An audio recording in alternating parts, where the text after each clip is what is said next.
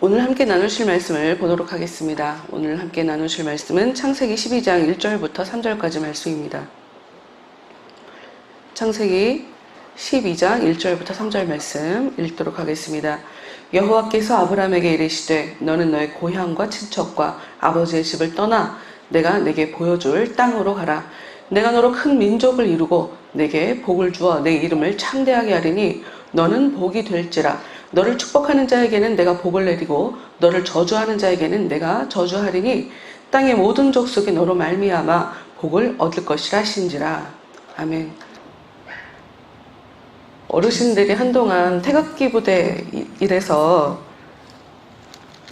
데모처럼 많이 하셨었잖아요. 집회 되게 많이 하셨잖아요. 그리고 또 진보 측을 뭐 종북이니 뭐 빨갱이니 뭐 이런 얘기 하시면 왜 저렇게까지 얘기하시지? 요즘 시대가 어떤 때인데 어떻게 간첩 있고 어떻게 빨갱이가 있고 에이 저 사람들 그냥 어렸을 때 철없을 때 그냥 교육받았던 거 그냥 그거지. 그냥 나라를 좀 잘 바꾸자 싶은 그런 마음으로 그냥 진보라는 이름으로 뭉친 사람들이겠지. 그리고 빨갱이 그런 거 신경도 안 썼거든요. 정말 안 믿었어요. 근데 제가 지금 이번 주 나라에서 벌어지는 일을 보면서 진짜인가? 고민을 좀 해야 되겠어요. 왜냐면 여러분 그 정규 예배 외에는 그 어떤 모임도 저희가 이제 모이면 안 돼요. 당분간은 나라에서 허락할 때까지 점심 식사도 주면 안 돼요. 그리고 그 규칙을 어길 시 300만 원 벌금을 내야 돼요. 모여도 안 되고요. 같이 밥 먹어도 안 되고요. 코로나 때문에 그러겠죠. 그런데 아니 불교도 모이고 천주교도 모이던데 왜 교회한테만 그래? 이런 생각이 들었어요. 그러다가 지금 서울에서 장례식 하고 있잖아요. 교회는 모이지 말라며 장례식은 하네. 시민들 모여서 시민장으로 이 정도면 그러면 기독교 탄압하는 건가? 이 생각을 안 할 수가 없어요, 여러분. 사실 좀 화도 나고요. 좀 많이 불편하고 불쾌하기도 한데요. 근데 이제껏 정치인들이랑 상관없이 세상 흐름과 상관없이 그냥 하나님만 보고 살아왔기 때문에 앞으로도 그럴 거고, 여러분 이런 일 갖고 우리가 흔들리면 안 돼요. 믿음 없다는 뜻이고요. 그냥 우리는 이 땅에서 살아가고 있지만 이미 하늘나라에 들어간 것 같은 그런 하나님의 사람이라는 것을 여러분이 아셔야 되고, 그렇게 살기 위해서 노력하셔야 돼요. 왜냐하면 우리가 죽어서 하늘나라 갈 사람이 맞다면 이 땅에서 하나님 나라에 들어갈 수 있다가 성경이 우리한테 약속해 주는 거예요. 이 땅에서 하늘나라를 어떻게 들어가요? 그분이 내 안에 오시면 돼요. 은혜가 내 안에 오면 돼요. 성령님이 내 안에 오시면 돼요. 그러면 우리가 하나님 나라에 들어간 거예요. 그리고 내가 정말 하나님과 긴밀한 교제를 나누며, 그러니까 쉽게 말해서 하나님하고 친하다는 느낌이 들어야 되는 거예요. 하나님이 내 아버지 같고 하나님이 내 남편 같고, 남편이라고 하면 남자분들도 또 이상하게 좀 생각하지 마시고, 그런 의미가 아니라 의지할 존재 같고 내 큰형님 같고, 이렇게 성경이 예수님을 큰 형님이라고 얘기하거든요. 큰 형이에요. 큰 형. 그러니까 그분만 우리가 믿으면 되는 거고요. 그분 바라보고 살아가면 되는 거예요. 그러면 때가 되면 또 정리가 될 일이면 정리가 될 것이고, 원래 중세 시대는 그 흑사병 때문에 사회가 완전히 바뀌었어요. 여러분, 중세에서 근대로 바뀐 거는 그 흑사병 때문이에요. 흑사병 때문에. 인구가 어마어마하게 죽어나갔으니까요. 근데 지금 중국에서 어젠가 그젠가 흑사병 환자가 하나 발생했더라고요. 그때의 일이 지금 또 벌어지고 있는 건가? 전 세계적으로 하는 생각이 들어요. 그래서 지금 사회 전반적으로 완전히 그냥 직업 변동이 일어나는 건가? 우리가 살아가는 사회의 시스템이 바뀌는 것인가?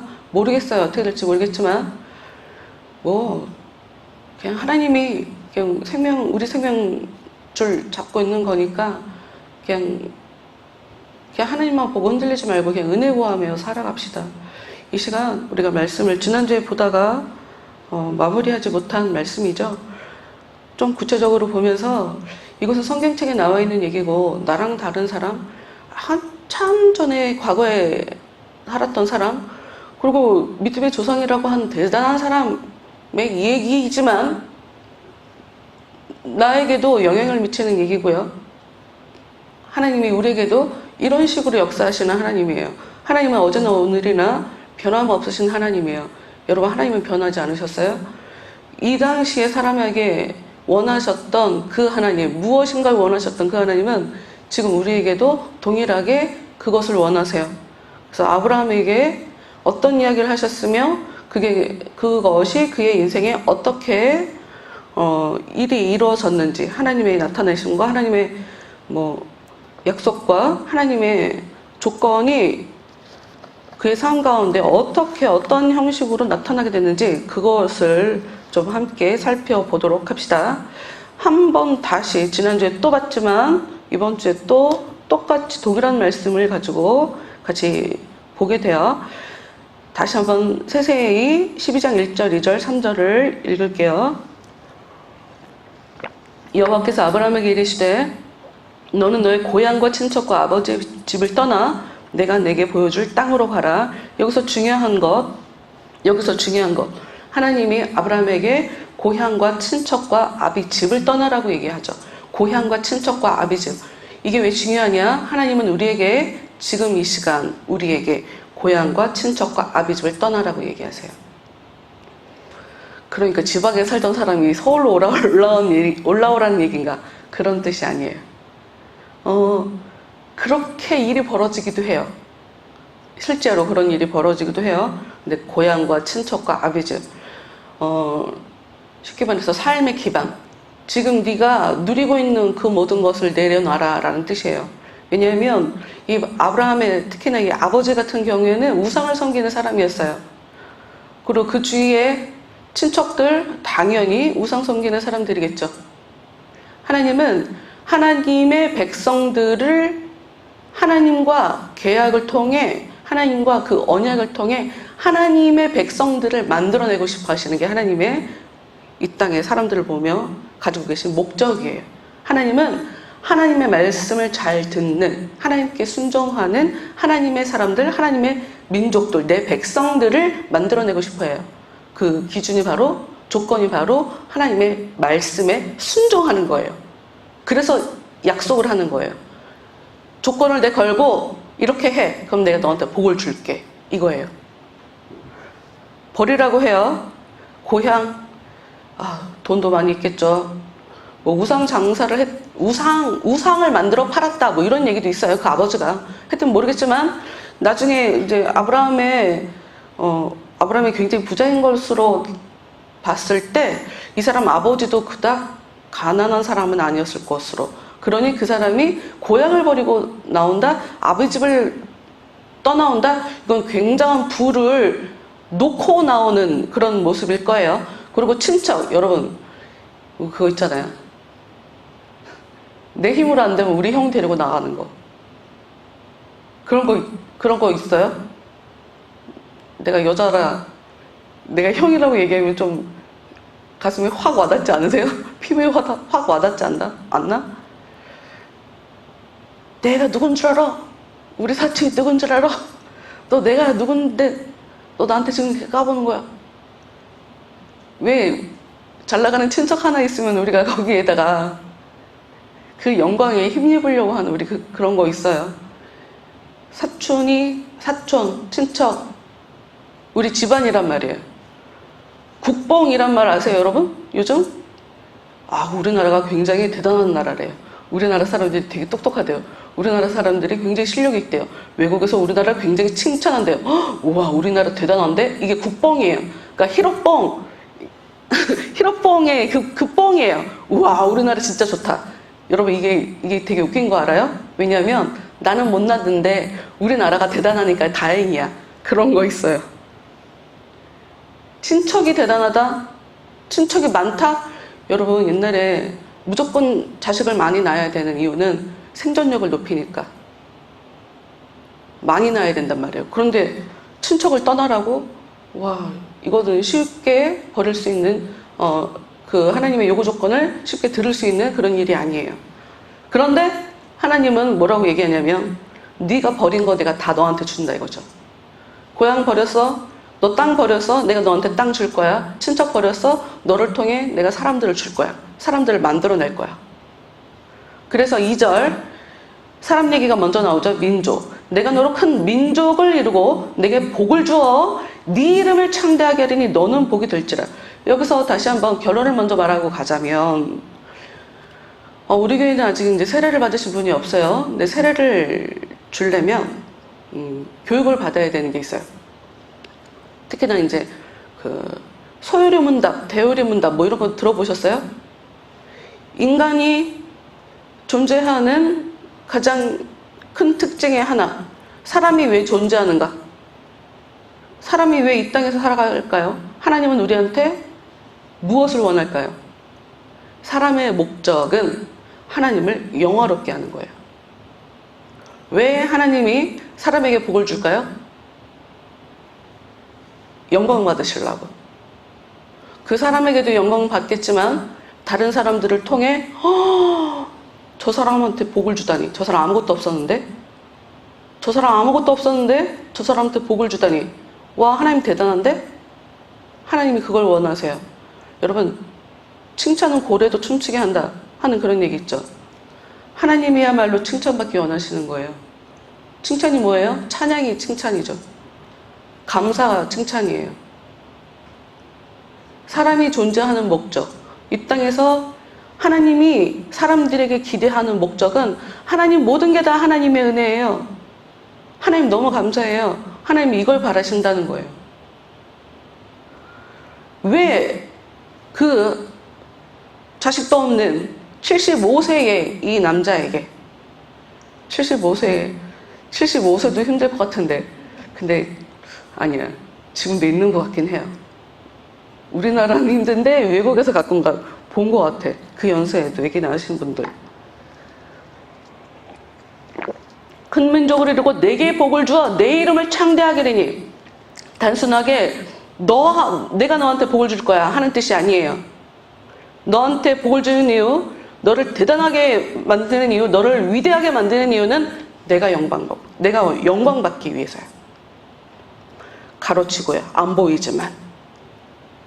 그래서 3절 너를 축복하는 자에게는 내가 복을 내리고 너를 저주하는 자에게는 내가 저주하리니 땅의 모든 족속이 너로 말미암아 복을 얻을 것이라. 왜 그렇게 되는 걸까요? 아브라함 뒤에 하나님이 있으니까. 아브라함과 하나님은 이제 하나인 거예요. 그러니 아브라함한테 잘하면 그 사람은 복 받아요. 아브라함한테 잘못하면 그 사람이 벌 받아요. 근데 하나님은 버리라는 얘기는 했어요. 떠나라는 얘기 했어요. 근데 어디로 가라고는 정확하게 얘기하지 않았어요. 다시 말씀드렸지만 이 할아버지는 지금 75세예요. 75세라고요. 그런데 어디라고 얘기 안 하셨는데 떠나요, 길을. 근데 공교롭게도 아니야, 여기까지 가면 안 돼. 공교롭게도 무슨 일인지 모르겠는데 하나님 가르쳐 주신 건지 안 가르쳐 주신지 잘 몰라요. 근데 이 사람은 가나안 땅으로 들어갔어요. 근데 하나님이 갑자기 나타나셨어요. 여러분, 하나님이 아브라함의 역사에 앞으로도 5번을 더 나타나요. 앞으로도 5번이나 더 아브라함에게 나타나셔서 계속 복에 대한 확인을 재차해 주시거든요. 갈수록 확대가 돼요. 좀 더 구체가 돼요. 구체화돼요. 그리고 어떤 일이 있을 때 하나님이 나타나세요. 그러니까 하나님이 한 번 나타나시고 마시는 게 아닌데 다음 나타나실 때 보면 그 바로 전에 무슨 일이 있어요. 지금 가나안 땅에 들어가니까 하나님이 나타나셨다고 그랬죠. 나타나시기 전에 무슨 일이 있다고 제가 얘기했죠. 가나안 땅. 하나님이 움직이라고 했을 때 움직여서 하나님이 나타나신 거예요. 다른 말로 하나님이 원하시는 대로 순종했기 때문에 그 다음 복이, 좀 더 구체화된 복이 하나님이 나타나서 또 약속을 해주시는 거죠. 다시 한번 약속해 주시는 거죠. 왜냐?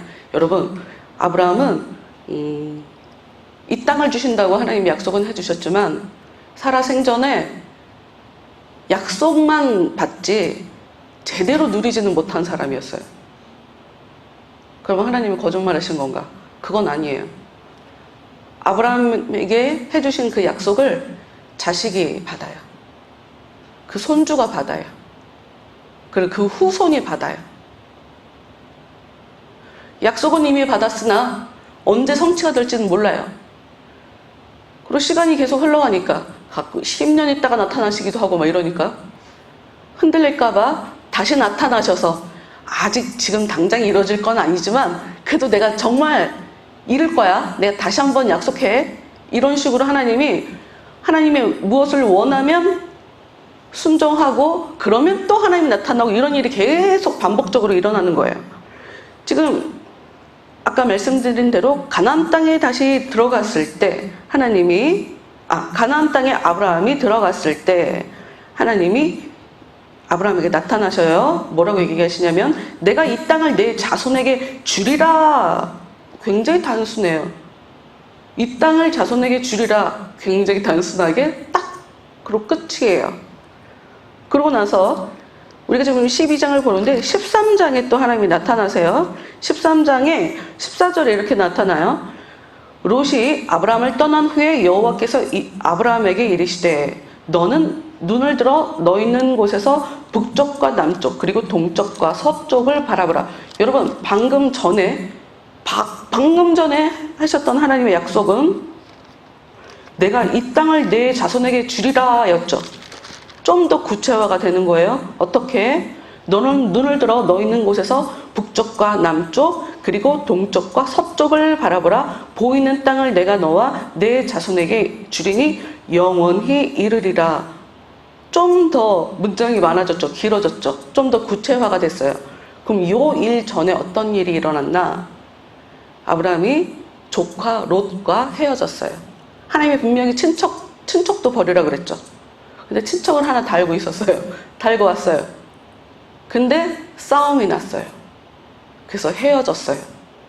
그리고 그 헤어진 상황에 보면 어떤 걸 알 수 있냐면 여러분 생각보다 아브라함이 비겁한 사람이에요. 그런데 왜 비겁하다고 하냐면 사람들이 내 아내가 예쁘니까 내 아내를 내가 남편인 걸 알면 날 죽이고 내 아내를 데려갈 거야. 그러니 내 여동생이라고 하자. 이러거든요. 그러니까 비겁한 거예요. 근데 여러분 이걸 지금 비겁하다고 생각하시지 말고 다른 식으로 접근해 봅시다. 자기 주관이 없어요. 말이 살짝 바뀌었지만 요렇게 살짝 바꾸면 그 이후로 있는 일에 모두 다 적용할 수가 있어요. 그러니까 내 고집으로 난 이길 거야. 내 아내야. 당당하게 왜 건드려? 이 사람은 맞서는 사람이 아니에요. 롯이랑 헤어질 때 어떤 일이 벌어지냐? 자기 종과 롯의 조카 롯의 종들이 막 싸우니까 안 되겠다. 우리 헤어지자. 라고 했는데 롯에게 너가 왼쪽으로 가면 난 오른쪽으로 갈게. 너가 오른쪽으로 가면 난 왼쪽으로 갈게. 그러니까 선택권을 상대방한테 주는 거예요. 선택권을 자기가 잡고 있지 않는 사람이라 내 아내를 데려가면 어쩌지? 하고 얘기했던 것처럼 요 상황에 무엇인가 결정해야 할 요 상황에 선택권을 롯에게 넘겨준 거죠. 근데 롯이 보니까 유단 지역을 바라보는데 와 소돔과 고모라 그 땅을 보니 여호와의 동산 같아요. 너무 좋아 보이는 거야. 그래서 저는 좋은 데로 갈게요. 지금 삼촌이랑 같이 나왔잖아요. 근데 요 나쁜 것이, 이 나쁜 조카가 자기가 좋은 걸 선택해버렸어요. 서운해할까요? 아브라함이? 성경 어디도 그런 건 안 써 있어요. 그런데 헤어지고 난 이후에 하나님이 나타나신 거예요. 두 가지 측면으로 볼 수가 있어요. 지금 이 상황은 하나님의 처음 약속이 드디어 친척 떠나라고 했으니까 이제 진짜 약속을 줘야지 하는 의미일 수도 있고요. 다르게 보자면 하나님이 그 약속을 실행하기 위해서 싸울 수 있는 빌미를 싸우도록 만든 것일 수도 있어요. 왜냐하면 롯이랑 왜 싸우게 됐냐? 돈이 많아졌어. 재산이 많아졌어. 근데 왜 많아졌냐? 애굽에서 자기 아내를 동생이라고 했는데 이 애굽 사람들이 보니까 자기들 잘못한 거잖아요. 큰일 날 뻔했잖아. 남의 아내를 취하려고 했으니까. 그래서 보상금으로 많이 준 거예요. 그래서 부자가 돼. 근데 이게 애굽에서 받은 그 보상금, 위자료, 그것이 지속적으로 나중까지 아브라함에게 있어서 아주 쥐약처럼 작용합니다. 돈이 많아져서 조카랑 싸우고, 그때 딸려온 여종 하나 때문에 또 일이 벌어지고, 그래, 어찌됐건, 지금 하나님은 너 살려줄게, 내가 너한테 복을 줄게, 라고 해서 좀 가나안 땅에 들어가고 하나님한테 약속을 받았단 말이에요. 근데 아브라함이 살다 보니까 기근이 벌어졌어. 그래서 그 땅을 떠나서 하나님이 주신다고 했던 이 땅, 가나안 땅을 버리고 자기 살 길을 찾아 애굽으로 가요. 그래서 벌어진 일이에요. 그래서 애굽 왕 앞에 모냥 빠지게 내 아내가 아니고 내 여동생이고 이렇게 비겁한 모습은 자기가 살 궁리를 하다가 이렇게 벌어진 거예요. 근데 모르겠어요. 이 사람이 되어지는 일 속에서 나는 남편답지 않게 내 아내를 이렇게 내놨지만 하나님이 또 기가 막히게 역사해 주셔갖고 내 아내를 지켜주시고 그쪽에서 애굽에서 위자료까지 받게 해주시고, 이런 마음에서 마음이 후해져서 여유 있어져서 조카랑 헤어질 때 네가 선택해라. 뭐 그건 모르겠어요. 어찌됐건 정확한 하나, 무슨 일인지는 모르겠지만 아브라함은 어찌됐건 자기 주도 삶을 자기 마음대로 뭐 이렇게 하려고 하는 사람은 아니다. 주도권을 자기가 잡고 사는 사람은 아니다. 그런데 여러분 그거 아세요? 여자는 약한데 엄마는 강한 거 있죠. 그게 왜 그렇게 되게요? 비슷한 얘기가 있어요. 분노가 사람을 움직이게 하는 거 있어요. 분노는 사람을 움직이게 해요. 내가 도저히 못 참겠다 이러고 평소에는 되게 착해. 근데 정말 화가 나면 막 싸워지는 거 있죠. 여러분, 분노는 사람을 움직이게 해요. 아브라함이 자기 조카가 잡혀갔다는 걸 알고 막 또 쫓아가는 일이 벌어져요. 유일하게 아브라함이 적극적으로 자기 삶 속에서 자기 힘을 발휘한 때가 그때예요. 지금 하나님이 롯과 헤어진 후에 또 나타나셨다고 했잖아요. 그 이후에 나타나시는 게 15장이에요. 15장에 하나님이 나타나셔서 뭐라고 얘기하시냐면, 아브라함아 두려워하지 말라. 나는 내 방패요 너의 지극히 큰 상급이니라. 이게 무슨 얘기냐면, 여러분, 하나님이 내가 너의 상이야. 이게 무슨 얘기일까요? 그 앞전에 대체 무슨 일이 벌어졌길래? 무슨 일이 벌어져서 그것 때문에 지금 일어난 일이겠죠. 그 앞전에 무슨 일이 벌어졌냐면, 잠시 전에 말씀드렸던 것처럼 롯과 헤어져서 살고 있는데 롯이 잡혀간 거예요. 어떤 사람들에게 쫓아갔어요. 그래서 그걸 구해왔어요. 근데 여러분, 전쟁에서 전리품이 생겼어요. 그러면 이긴 사람이 다 갖는 거거든요. 근데 아브라함은 그걸 자기가 갖지 않고 원래 주인에게 돌려줘요. 이유가 있어요. 이유가 있어요. 하나님 때문이에요. 아브라함이 이런 얘기를 해요.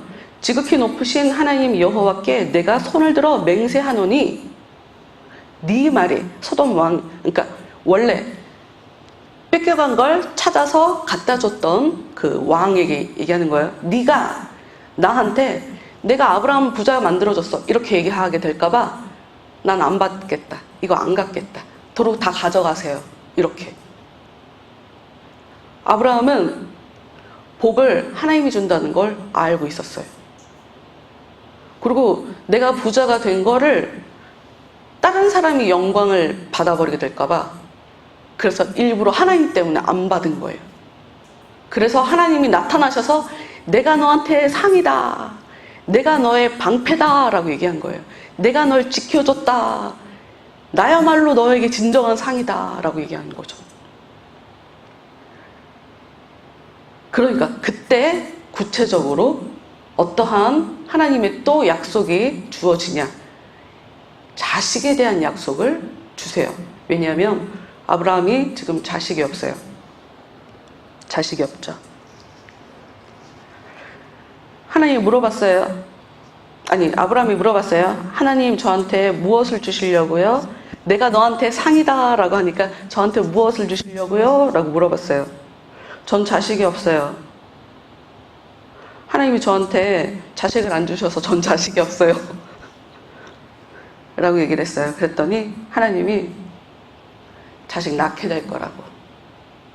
아니요, 저는 자식이 없어서 저희 집에 종으로 부리는 사람이 있거든요. 얘가 저의 모든 것을 상속받을 거예요. 그랬더니 아니, 너가 아기 낳게 될 거다 라고 얘기하세요. 그러더니 아브라함을 데리고 바깥으로 나가서 하늘의 별을 보게 해요. 다 세봐라. 못 세겠지. 네 자손이 이렇게 많아질 거다. 굉장히 더 구체적으로 이야기를 해주시죠. 그러고 나서 어떤 일이 벌어지냐. 17장에 하나님이 나타나세요. 17장에는 나타나신 하나님이 이렇게 말씀하십니다. 지금 자식에 대한 약속을 주셨다고 그랬죠? 17장에 나타나신 하나님은 아브라함의 99세 때에 여호와께서 아브라함에게 나타나서 그에게 이르시되 나는 전능한 하나님이라. 전능한 하나님이다 라는 이야기가 뭐예요? 난 다 할 수 있다 라는 얘기죠. 그럼 그 앞전에 어떤 일이 있었냐와 또 상관이 있어요. 그 앞전에 어떤 일이 벌어졌냐. 분명히 하나님이 너가 아기를 낳게 될 거야 라고 얘기를 했거든요. 근데 아브라함이 아기를 낳긴 낳았어요. 응답이 이루어졌죠. 근데 그게 아니에요. 그게 아니에요. 아내가 남편도 늙어가고 나도 나이가 많이 들었고 아기를 못 낳을 것 같아. 그래서 그 전에 보상금으로 받아온 재산들이 있다고 그랬잖아요. 거기에 보면 예전에 그 노예들도 다 재산이에요. 그래서 노예도 있단 말이에요. 그래서 그 노예 하나, 그 여자를 어차피 내 종이니까 저 애가 아기를 낳으면 내 아기가 될 수 있잖아요. 그러니까 씨바지로 생각을 한 거지. 그래서 그 여자를 통해서 아기를 낳아서 나를 주면 되지 하고 너무 단순하게 생각했어요. 이 아내는. 그리고 남편이랑 잠자리를 하고 이 여종은 아기를 가져요. 근데 문제는 뭐가 문제냐. 뱃속에 아기를 갖고 보니 이 여종이 마음이 바뀌었어요. 주인을 무시해요. 주인이 아기를 가졌으니 무조건 봐주겠어요? 어디를. 주인이 못 참죠. 어떻게 참아요? 그래서 이 여자가 남편한테 짜증을 내는 거예요. 뭐라고 얘기하냐면 내가 받는 모욕은 당신이 받아야 옳도다.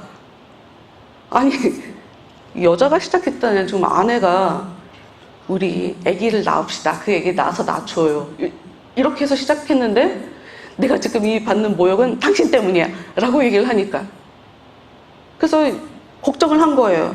어떡하지? 아브라함이 그러다가 야, 진짜 아브라함이 이 나쁜 아저씨예요. 아내한테 당신 좋은 대로 해. 그러니까 이 사람은 자기 고집대로 하는 사람이 아니라니까요. 주권이 자기한테 없어서 자기 자식을 갖고 있지만 당신은 그냥 마음대로 해 하고 얘기를 했어요. 그랬더니 이 여종은 도망을 갔죠. 도망을 갔어요. 그러고 났는데 하나님이 99세에 나타나신 거예요. 이 얘기가 무슨 얘기냐? 여러분, 하나님은 분명히 아기를 준다고 얘기했어요. 아브라함에게 99세가 될 때까지 하나님이 아기를 안 준 거라고 봐야 돼요. 왜? 아까 아브라함이 재산을 내가 부자가 됐을 경우에 다른 왕이 내가 부자가 된 것에 자기가 큰 도움 줬다고 얘기하게 될까봐 난 안 합니다 라고 얘기했잖아요. 그러면 아기 낳는 과정도 똑같죠.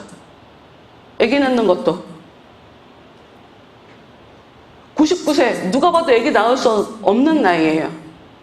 심지어 아내 90세 여자가 어떻게 아기를 낳아요? 절대로 불가능한 얘기예요. 그런 사람들한테 아기를 주겠다는 거예요. 우리 벌써 아기 가졌는데요? 아, 됐어. 아니야. 그 종한테 낳은 여자 말고 네 진짜 아내, 그 아내를 통해 그 아기를 줄 거야. 남편도 아기 낳을 수 없는 몸, 아내도 아기 낳을 수 없는 몸, 그 아기를 낳게 될 거야. 누가 봐도 이건 하나님이 하신 일이에요. 아브라함에게 있어서 부자가 되는 것도 하나님이 하실 일이고 하나님께서 영광 받으실 일이고 아기를 낳는 일도 여러분 누가 들어도 와 신기한 일이다 라는 얘기를 할 수밖에 없어요. 99세에 아기를 낳다니 90세 여자가 아이를 낳다니. 그래서 하나님이 아브라함이 99세가 됐을 때 나타나세요. 난 전능한 하나님이다. 난 할 수 있다. 나는 할 거다 라는 뜻이죠. 근데 그 얘기를 들으면서도 아브라함은 웃었어요.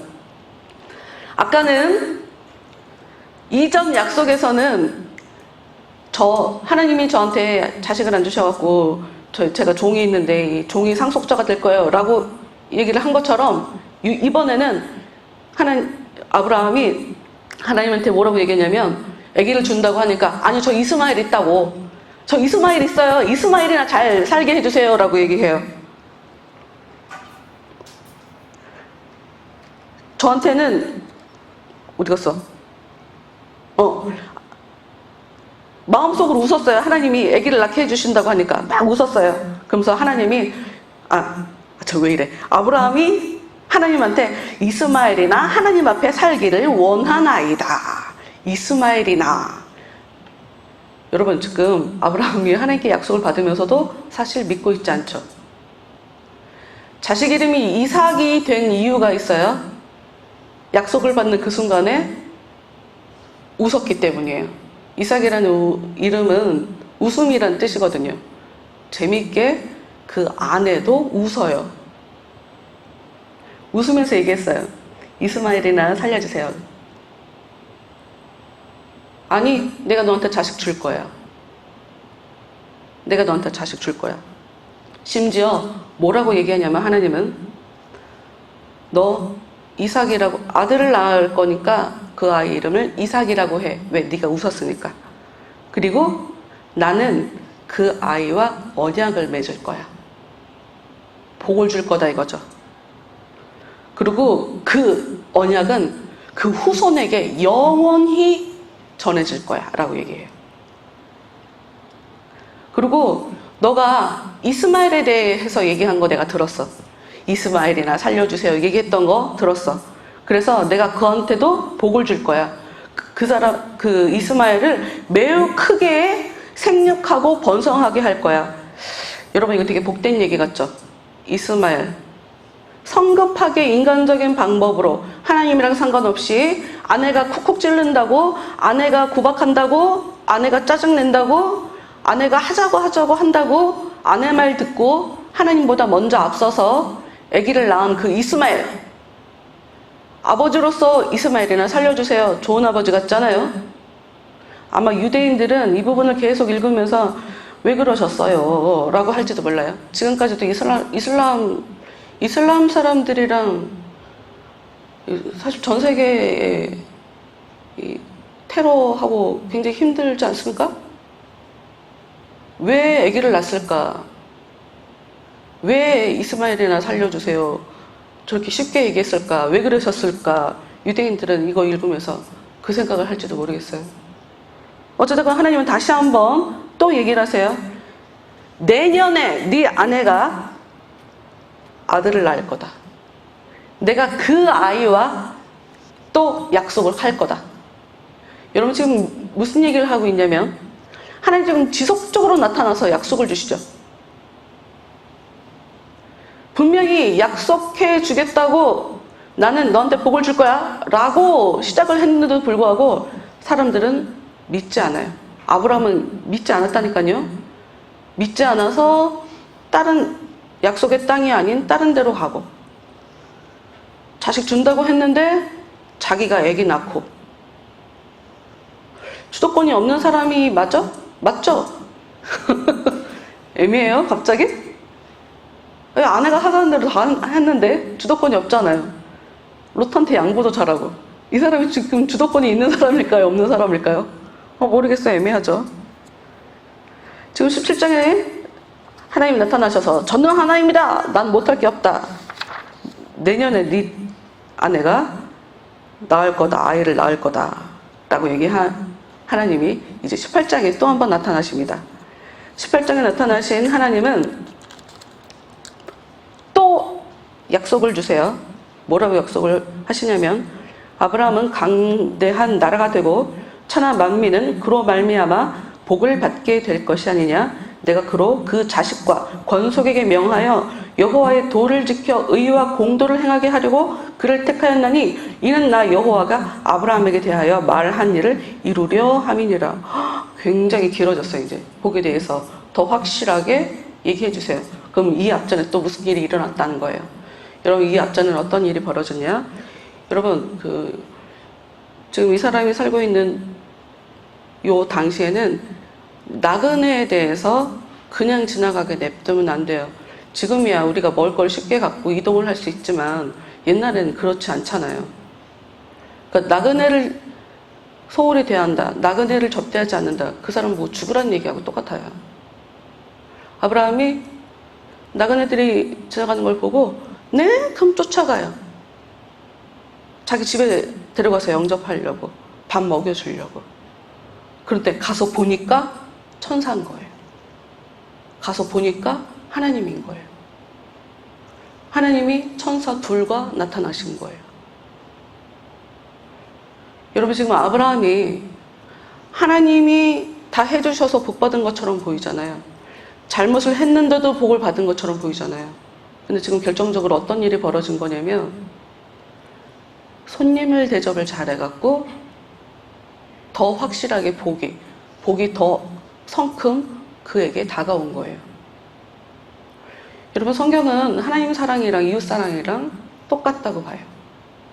이웃한테 막대하는 사람은 하나님한테 막대하는 거나 똑같은 거예요. 성경이 얘기하기를 이웃에 대한 사랑의 깊이만큼 하나님에 대한 사랑의 깊이가 똑같은 것이다 라고 성경이 얘기하는 거예요.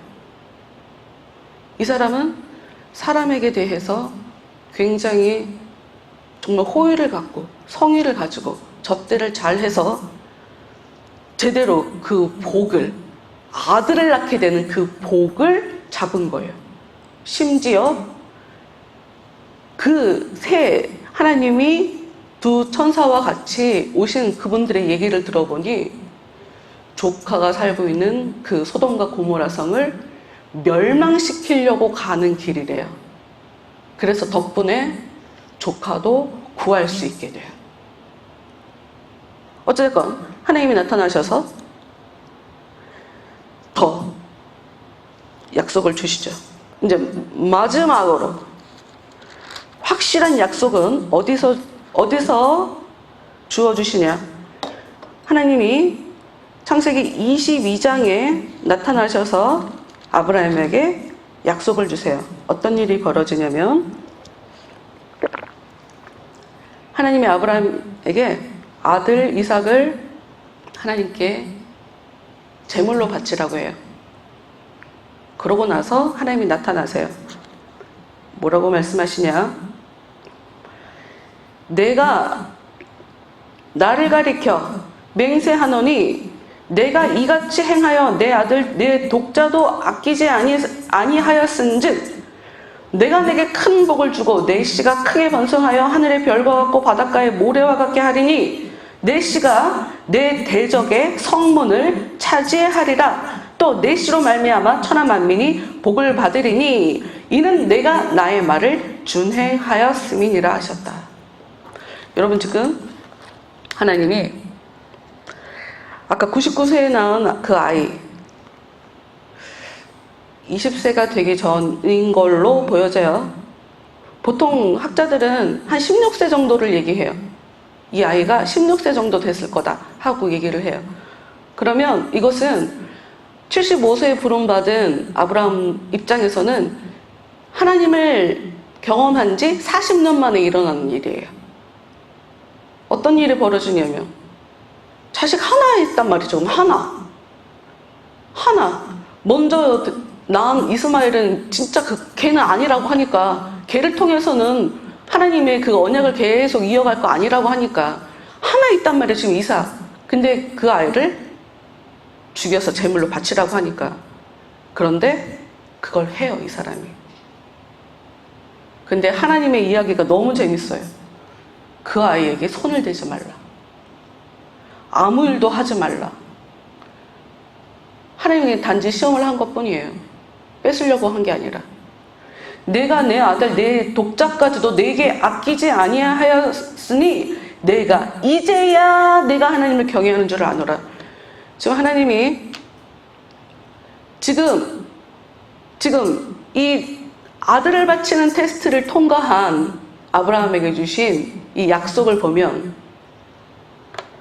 하나님이 하나님을 경외하는 것과 네가 네 아들을 아끼지 않고 나한테 바치려고 했던 거, 이걸 똑같이 보는 거예요. 다시 하나님이 자기 아들을 하나님한테 바친 것을 하나님을 경외하는 걸로 봤다고요.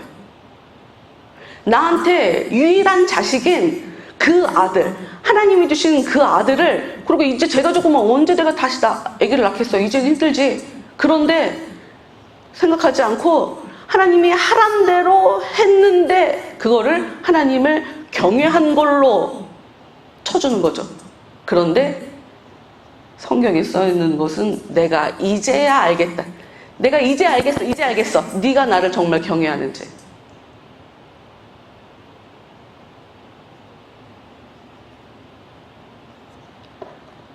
그러면서 하나님이 너가 내 말을 잘 들었기 때문에 내가 네 자식에게 복을 준다.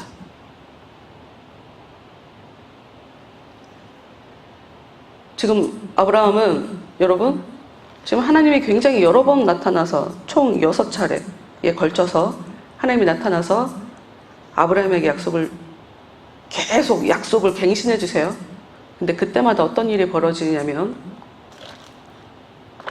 하나님이 기뻐하시는 일들을 한 거예요. 지금 아브라함이. 어떤 일이든 내 마음대로 하는 게 아니라 선택도 남이 하게 하고, 내가 부자가 된 거 가지고 다른 사람이 칭찬받게 할까봐 더 가질 수 있는데 내가 안 갖고, 내가 좀 더 좋은 땅에 살 수 있는데 조카 보고 네가 좋은 대로 선택하라고 하고. 여러분, 이것들이 무엇을 알려주냐면 아브라함은 믿음이 없는 듯하고 하나님보다 굉장히 성급하게 움직이는 였음에도 불구하고 이 사람은 복을 하나님이 준다는 것을 정확하게 알고 있는 사람이에요. 이걸 좀 더 정확하게 알으려면 이삭과 야곱에게 하나님이 어떻게 대하셨는지 그걸 보면 알게 되는데, 이삭도 야곱도 언제 하나님이 나타나셔서 복을 주시냐면, 이삭도 아버지처럼 땅에서, 약속의 땅에서 있다가 기근이 들었어. 그래서 애굽을 내려가려고 그랬거든요. 내려가지 마. 여기 있으면 내가 너한테 복 줄 거야 라고 하니까 그 얘기를 들었어요. 그래서 그 사람이 거기서 100배의 수확을 얻어요. 그리고 그 다음에 나타난 야곱은 언제 하나님을 만나냐? 형한테 죽을까봐 도망갈 때 하나님을 만나요. 또 한 번은 이제 부자가 돼서 다시 고향으로 돌아오는데, 형을 만나기 직전에 내 모든 재산과 자식들, 아내 전부 다 먼저 강 건너 보내고 자기 혼자 남았을 때 하나님을 만나요. 여러분, 이게 지금 다 비슷비슷한 상황이에요. 무슨 상황이냐? 가지려고 하지 않고 그냥 다 버리고 하나님만 바라볼 때 지금 복이라는 것이 계속 오는 거예요.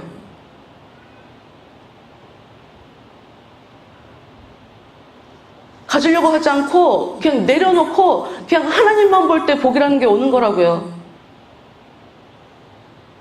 이삭도 아버지 돌아가시고 난 후 하나님을 만나요. 야곱도 집에서 나온 후 하나님을 만나요. 아브라함이 언제 은혜를 받았어요? 땅에서.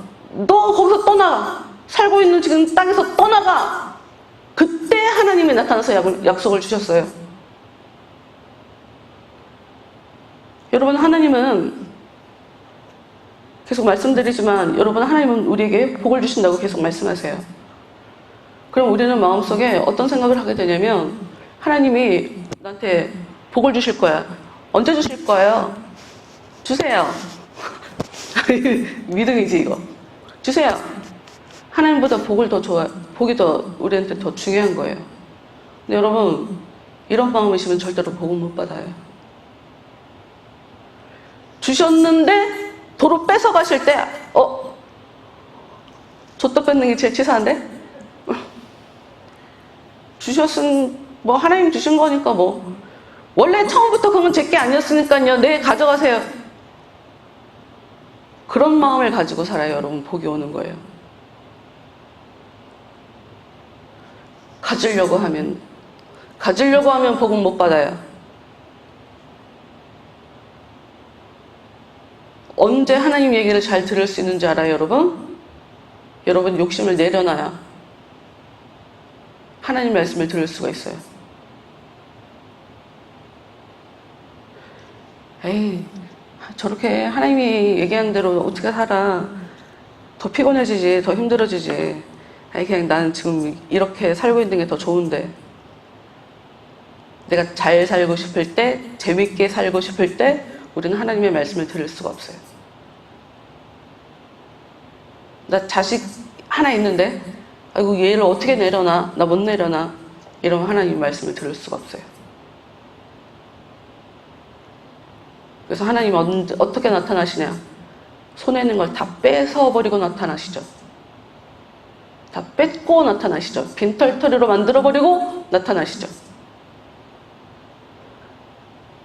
그래서 그 이후에 살아가게 되는 요셉도 형들한테 속아서 외국의 노예로 팔려가거든요. 그때 하나님이 나타나 주세요. 빈털터리가 될 때 하나님은 복을 주시려고 나타나세요. 오늘 말씀의 제목이 뭐였죠? 고향과 친척과 아버지를 떠나라. 여러분, 집값이 올라가갖고 지금 민심이 굉장히 안 좋대요. 집은 우리에게 굉장히 굉장히 삶을 살아가는 데 있어서 되게 중요한 문제죠. 여러분, 전능하신 하나님을 우리는 믿잖아요. 99세가 될 때까지 자식을 안 주시는 그 하나님을 우리는 믿잖아요. 절대로 안 된다고 하는 일을 하나님은 하실 수가 있어요. 믿음만 있으면. 다시 말씀드리지만, 그러니 우리한테 중요한 건 약속을 받는 거겠죠. 약속을 받는 거. 그렇잖아요. 약속을 받았으니까 지금 하나님이 계속 나타나서 확인해 주는 거죠. 나는 약속을 안 받은 것 같은데요? 그럼 약속을 어떻게 받을 수 있냐? 여러분, 성경책에 나와 있는 약속은 우리한테 주신 약속이에요. 저한테 새로운 약속을 주세요. 이렇게 하시면 안 돼요. 그렇게 하지 않아요. 하나님 그렇게 하지 않아요. 그 이후에 나타나는 사람들은, 아브라함 이후에 나타나는 사람들은 전부 다 아브라함에게 주신 그 약속을 이렇게 계속 확장시켜서 그 사람한테 주시는 거지, 완전 새로운 약속을 주시는 게 아니에요. 그러니 여러분이 약속을 받으시려면 말씀을 보시면 돼요. 아브라함한테 주신 그 약속은 나한테 주시는 약속이에요. 야, 아버지 믿지 마. 아버지 재산 없다고 생각해. 독립해, 독립. 여러분, 이게 그냥 지금 나와서 살라는 그런 독립이 아니에요. 마음 독립. 의지하지 말라는 그런 독립. 하나님만 의지해, 하나님만. 그런 의미예요. 사람들 바라보지 마. 너 돈 있어? 너 돈 믿고 까불지 마. 이런 얘기예요. 돈 없어? 돈 없다고 기죽지 마. 이런 얘기라고요. 하나님 믿으면 돼요. 그리고 하나님이랑 친해지면 돼요. 그리고 말씀을 보며 나도 이런 약속을 받고 싶다 하고 기도하시면 돼요. 그럼 하나님이 여러분에게 직접 나타나셔서 내가 너한테 이런 약속을 줄게 하고 말씀해 주실 거예요. 그럼 그 복이 여러분의 일생을, 아까 그랬잖아요. 하나님의 처음 약속이 조카랑도 헤어지는 거였는데 조카랑 같이 있으니까 싸우게 만들었잖아요. 이게 무슨 말이냐면, 하나님이 여러분을 끌고 가실 때 여러분을 말씀대로 살도록 그렇게 만들어 가실 거예요. 응? 계속 믿기만 하면 말씀대로 사는 존재로 만들어 가실 거라고. 우리 한 주간 동안 삶을 하나님께 드리면서, 그리고 이 코로나 사태에 이 정치권에 하나님이 역사해 주시기를, 이렇게 두 가지 기도 제목 가지고 다 같이 기도합시다.